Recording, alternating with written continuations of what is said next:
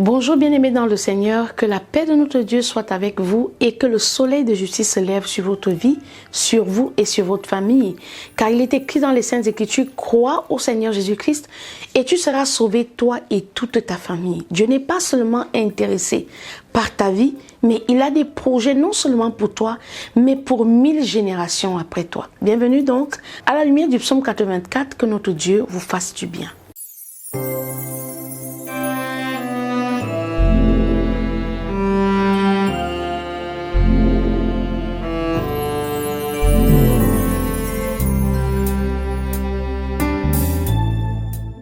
Beaucoup d'entre nous, lorsque l'on parle du lieu de notre demeure, nous avons en idée de grandes maisons avec de belles architectures. Lorsque nous parlons de témoignages et de bénédictions, beaucoup aimeraient habiter des châteaux, des ranchs, des grandes maisons et même, pourquoi pas, acquérir des jets privés, avoir des collines pour demeure. C'est bien, mais il faudrait encore comprendre qu'il y a un lieu par excellence où tout véritable chrétien aimerait demeurer. Car lorsque nous avons connu réellement le Seigneur, la Bible déclare que les anciens dans la foi, pour avoir goûté que Jésus-Christ est bon, ils ont regardé comme la boue les trésors de la terre pour trouver leur joie essentielle dans la présence, dans la maison de l'Éternel.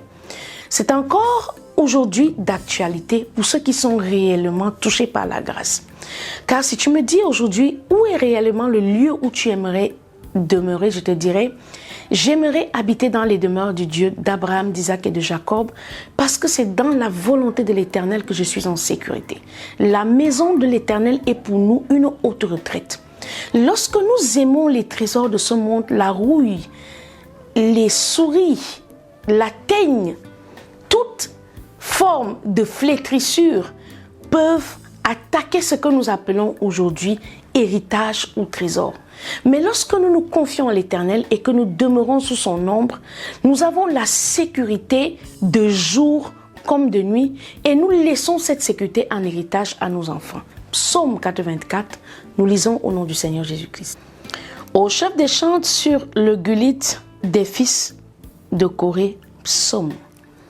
Que tes demeures sont aimables, Éternel des armées, mon âme soupire et languit après les parvis de l'Éternel. Mon cœur et ma chair poussent des cris vers le Dieu vivant. Le passereau même trouve une maison et l'hirondelle un nid où elle dépose ses petits. Tes autels, Éternel des armées, mon roi et mon Dieu, heureux ceux qui habitent ta maison. Lorsque nous parlons de maison ici, nous parlons du temple que nous sommes, car la Bible déclare que Dieu n'habite pas les temples faits de main d'homme. Nous pouvons avoir de belles assemblées sur la terre, nous pouvons avoir de très beaux lieux d'adoration, de culte, mais ce qui n'en demeure pas moins vrai, c'est que c'est le porteur de l'Esprit de l'Éternel qui est l'ange de cette maison, qui est effectivement la demeure du Dieu vivant. Donc notre Dieu que nous cherchons souvent dans les grandes églises et les grandes mosquées, se trouve, hélas, dans le cœur de l'homme, dans le cœur d'un homme qui a soumis sa vie complètement à l'Éternel. Oui, la Bible déclare que nous sommes donc devenus les demeures, les temples du Dieu vivant. Bien-aimés dans le Seigneur, peut-être qu'aujourd'hui encore, ton rêve, c'est d'avoir de grandes maisons et de grandes architectures. Un homme peut être pauvre, mais être un ami de Jésus. Un homme peut manquer d'habits et être un SDF, mais être un véritable candidat pour la nouvelle Jérusalem. Nous ne sommes donc pas limités par le manque d'abri ou encore par le fait que nous n'avons pas où dormir. Parce que si les hirondelles ont des lieux où déposer leur nid, nous sommes donc devenus ces autels du Dieu vivant. Car à l'époque, dans la lumière du psaume 84, il n'y avait pas encore la gloire de la deuxième maison qui est Jésus-Christ de Nazareth. Et les hommes parlaient comme parlant des choses à venir.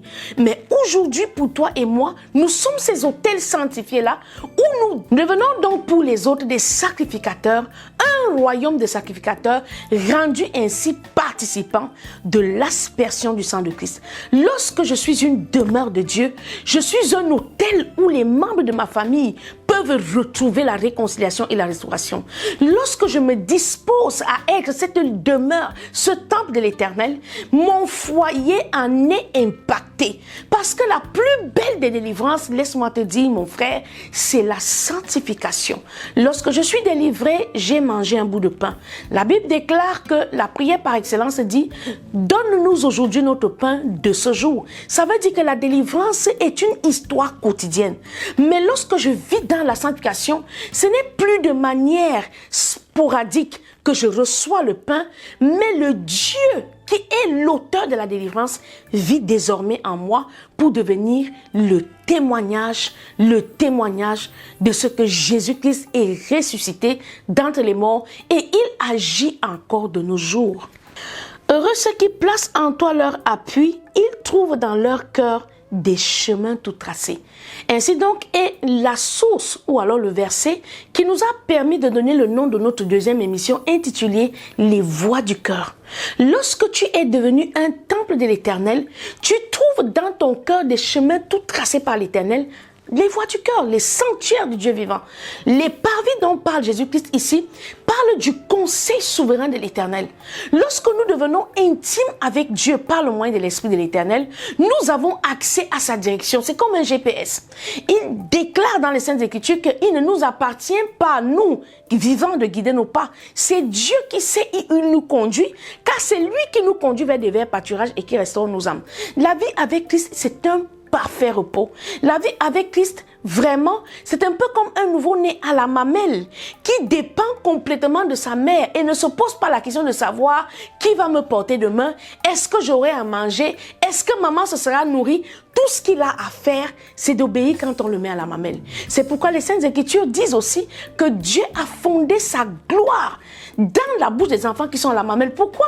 Parce qu'il s'agit d'être comme eux pour entrer dans le repos de l'Éternel, être complètement dépendant de Dieu, que l'on commence à recevoir dans son cœur la direction divine. Lorsqu'ils traversent la vallée de Baca, à savoir ceux qui se sont soumis à Dieu pour devenir des temples de l'Éternel, la Bible déclare qu'il y a une promesse pour celui-là. Lorsque tu traverseras donc cette vallée des ténèbres, cette vallée difficile, cette vallée de Baca, la Bible déclare que il la transforme en un lieu plein de ressources. Est-ce que la Bible vient de dire ici que Dieu va transformer la vallée de Baca? Non. La Bible ne déclare pas que c'est Dieu qui viendra transformer la vallée de Baca, non. C'est que toi qui es porteur de l'Esprit de Dieu, même quand tu te retrouveras dans le désert, tu as le pouvoir par la proclamation de la parole de transformer un endroit sec et stérile comme une source d'eau vive. Nous sommes à l'image de Dieu sur la terre pour manifester la domination par la proclamation de la parole, car l'action de la création est divisée en deux verbes majeurs. La parole qui est dite et la parole qui est proclamée. Car Dieu crée les choses en les disant, mais il nous a donné le pouvoir par la domination que nous exerçons sur la création à appeler les choses en manifestation en les nommant. C'est l'homme qui a nommé pour que tu vois le lion aujourd'hui et que tu le reconnaisses. C'est une image de Dieu en l'homme. Alors si aujourd'hui tu es restauré dans l'intimité avec Christ, si le péché adamique est une chose ancienne dans ta vie et que toutes choses sont devenues nouvelles réellement, tu n'as plus à regarder à quiconque. Tu n'as plus à dire « Oh Seigneur, délivre-moi, oh Seigneur, délivre-moi » car certaines prières sont des confessions d'incrédulité ou d'immaturité spirituelle. Lorsque je sais qui je suis, lorsque je suis en autel, où le sang de Jésus-Christ a été aspergé, je peux devenir pour quelqu'un une source de vie. Je peux devenir la parole de Paul et Pierre à la belle porte pour dire à un paralytique, lève-toi et marche. Car Paul savait ce qu'il y avait en lui, c'est pourquoi il a dit, ce que j'ai, je te le donne. Donc à toute personne sous le son de ma voix qui reconnaît que sa vie est soumise à l'Éternel, ne regarde plus autant et aussi Constance comme en attendant le secours de l'Éternel, non. Proclame la parole et transforme ce désert de Baca en une fontaine jaillissante pour toi et pour les générations à venir après toi. Il la transforme en un lieu plein de ressources et la pluie la couvre aussi de bénédiction. Donc, lorsque je sais qui je suis et que je proclame la parole, la Bible déclare que le Dieu qui m'a donné le pouvoir de lier les choses sur la terre, ainsi elles seront liées dans le ciel, ce même Dieu m'accompagne et arrose la semence de justice qui est la parole proclamée par une pluie de bénédiction. Bien-aimé dans le Seigneur, la compréhension des Saintes Écritures va changer la qualité de tes prières dans cette saison, car nous disons ici que nous sommes dans le mois de mai, le mois des faiseurs des exploits par la foi. Si je sais ce que Dieu dit à mon sujet, je ne prie plus comme un mendiant, je ne prie plus longtemps, je ne me convainc pas en essayant de parler beaucoup parce que je veux être sûr que j'ai bien assimilé ce qu'il dit. Non, je dépose ma confiance en Christ, je proclame et j'attends que la nature obéisse. Parce que toute chose dans la création a des oreilles. La terre a des oreilles, le vent a des oreilles. Tout ce qui a été créé par Dieu entend la voix de l'Éternel parce que c'est la voix de l'Éternel qui les a amenés en existence et nous, aujourd'hui, par la foi, nous les manifestons, nous les démontrons. C'est pourquoi la foi est une démonstration. La démonstration, c'est quoi? C'est être capable, à l'image de Dieu, d'amener les choses à exister. Car Dieu dit et elle existe et nous proclamons, nous parlons, nous confessons la chose et elle existe. Leur force augmente pendant la marche et ils se présentent devant Dieu à Sion. Lorsque nous parlons ici de ce dont la force augmente, nous parlons des temples de l'Éternel, nous parlons des demeures du Dieu vivant, nous parlons des autels où Christ, désormais par son sang, rend l'homme sacrificateur. Bien-aimé dans le Seigneur, c'est une révélation de l'Esprit de Dieu qui va amener quelqu'un désormais à ne plus se voir comme un éternel enfant de Dieu. Parce que même certains hommes de Dieu qui ont fait la formation, le ministère pastoral, qui n'ont pas reçu l'appel et qui n'ont pas été entraînés par l'Esprit de Dieu, continuent de croire que la prière, c'est de mendier, c'est de demander. Non. Dieu veut que l'homme exerce la domination. C'est pourquoi lorsqu'il place Adam dans le jardin d'Éden, il ne lui dit pas « Attends, je vais te donner le lion. Attends, je vais te donner la panthère. Attends, je vais te donner le zèbre ou l'antilope. » Non, il lui dit « Nomme. » Quand Dieu demande à l'homme de nommer, il veut voir comment se manifeste son image en l'homme. Et laisse-moi te dire que depuis que Adam a fait cette action-là, jusqu'aujourd'hui, tu appelles les choses par le nom que Adam leur a donné. Un homme, un seul, a amené toute la création à être manifestée. Pourquoi aujourd'hui, avec l'esprit de la plénitude de la puissance qui est Jésus de Nazareth, tu continues de croire que tu vas être ce petit acheteur de pain qui va dans la grande boulangerie qu'est Dieu demander le pain par faute de moyens. Bien-aimé dans le Seigneur, la Bible déclare que non seulement tu as la capacité de transformer un désert en source d'eau vive, mais ta force ne t'abandonnera pas dans la marche. Oui, ce n'est pas parce que tu as jeûné, ce n'est pas parce que tu as beaucoup prié, mais c'est parce que tu t'es soumise à Dieu et tu es devenu ainsi un autel, une demeure du Dieu vivant. Éternel Dieu des armées, écoute ma prière, prête l'oreille, Dieu de Jacob. Vous voyez donc que lorsqu'on est un temple de l'Éternel, lorsque l'on a fini de faire tout ce que l'on a à faire pour manifester l'image de Christ sur la terre, on signe par le nom de Jésus. Car la Bible déclare qu'à la mention du nom de Jésus-Christ, tous genoux fléchiront et toutes langues confesseront. Ça veut dire qu'il y a des genoux.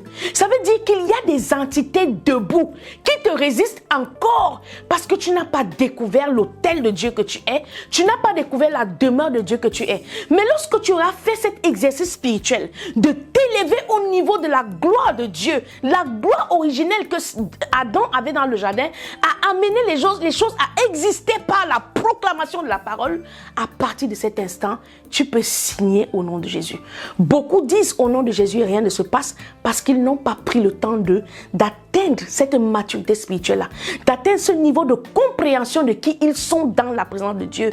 Car tant que tu es un enfant, quelle que soit ton habilité, ton père ne peut pas te donner une arme. Tu risques de faire beaucoup de dégâts. Toi qui es notre bouclier, vois, ô Dieu, et regarde la face de ton oint. Oui, car ici il ne s'agit plus d'enfants, mais il s'agit d'oint de l'Éternel. Mieux vaut un jour dans les parvis que 1000 ailleurs. Je préfère me tenir sous le seuil de la maison de mon Dieu plutôt que d'habiter sous les tentes de la méchanceté. Tu vois donc qu'il y a deux pôles ici qui sont mis en exergue. Il y a le pôle de la méchanceté et il y a le pôle des soins de l'Éternel. C'est en fait pour dire qu'il y a l'ombre de la mort et il y a le siècle ou le règne de la sanctification de l'esprit.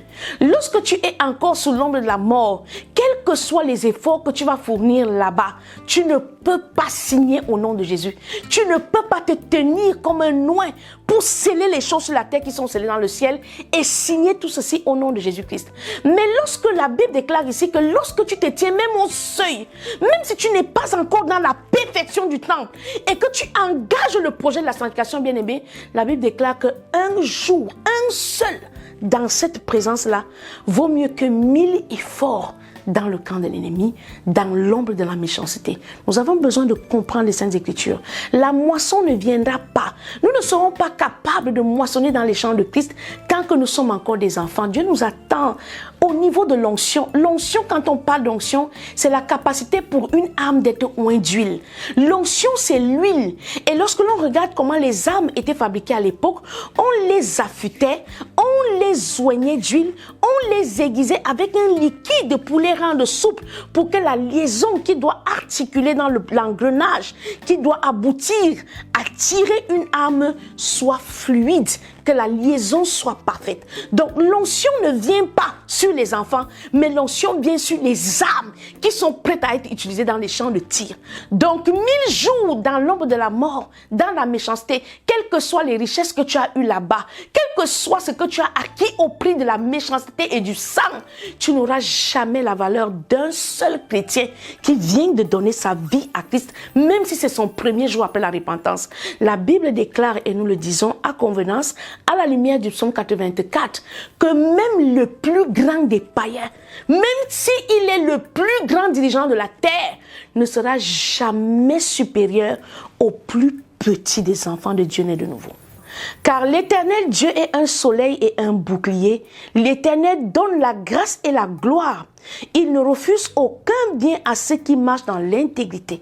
Voilà donc où Dieu t'attend. Dieu veut que tu quittes l'étape d'enfant pour devenir un oint. C'est à de telles personnes que Dieu ne refuse aucun bien, car la Bible déclare que ainsi nous sommes devenus co-héritiers en Christ. Ce ne sont pas des paroles en l'air, mais il y a une procédure. Il y a un carnaval, nous l'avons appris ici dans la lumière du psaume 81, le chemin de la délivrance, les étapes de la délivrance. Donc lorsque j'ai quitté l'Égypte et que je suis entré dans le désert et que j'ai évité de murmurer contre l'Éternel en recommandant mon sort à mon Dieu, j'arrive au niveau où je deviens donc, comme Christ au sortir du désert, une âme prête à être utilisée dans les champs de l'Éternel pour la moisson. Une faucille dans les mains de Jésus-Christ pour moissonner les grappes de ta saison. Bien-aimés dans le Seigneur, on ne parle pas de ceux qui ne se consacrent pas. On ne parle pas de ceux qui sont encore envoyés le feu à l'ennemi. Car la Bible déclare que la seule action efficace pour faire fuir le diable dans ta vie, c'est de te soumettre à Dieu. Lorsque tu te soumets à Dieu, il t'exerce au combat dans le désert. Et lorsque tu sors de ton désert, comme Christ, après avoir rencontré les épreuves de la fin, il te revêt de l'esprit pour ton mandat sur la terre. Éternel des armées, heureux l'homme qui se confie en toi. Heureux donc celui-là aujourd'hui qui devient un temple d'Éternel, un oint de Jésus-Christ, une âme aiguisée par l'onction de l'Esprit pour être efficace dans le champ, car effectivement nous sommes en guerre, nous sommes dans les champs de bataille comme nous l'avons lu ici dans le livre d'Éphésiens. Il n'est plus question de jouer aux enfants, mais de devenir réellement des fils. C'était votre émission à la lumière du psaume 84. Rendez-vous pour un prochain numéro. Que Dieu vous bénisse.